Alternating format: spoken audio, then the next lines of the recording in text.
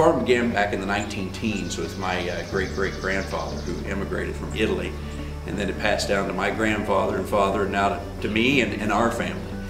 We've been farming here then for just about a century now. The farm's grown from just a little homestead of about 160 acres to now almost 4,000 acres, and our acreage is split in between crops and livestock.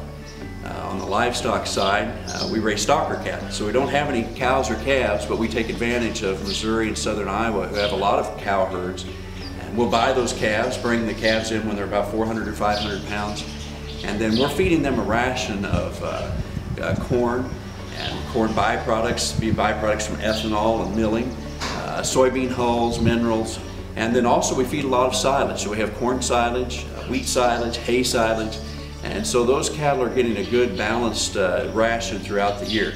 The ration will change a little bit depending on summer versus winter, and then all of our cattle are on pasture. So those cattle also receive great grass. They're getting protein and also just good energy from the grass out there in the pastures, but they're also being supplemented with good energy from corn and corn byproducts and soybeans and so forth. We find because the cattle are used to the horses, it makes them very easy to move. So whenever we're ready to bring cattle in to sell and move to a new location or a new farm, the cattle handle very easily. Horseback is just a very natural way for them to be moved. Our feed truck is heading to every pasture every day, so it's a pretty normal part of our day to head out there to see those cattle, whether it's 20 below or over 100 degrees. We're out there in the pastures and we're feeding those cattle and making sure that they're ready to go for the day. For crops, we raise corn and soybeans.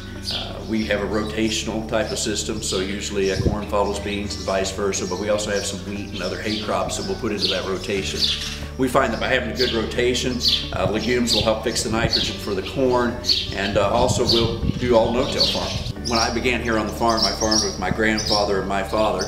My grandfather has since passed away, but now I'm married and have my own family, and so my children are now the sixth generation to grow up here on the farm.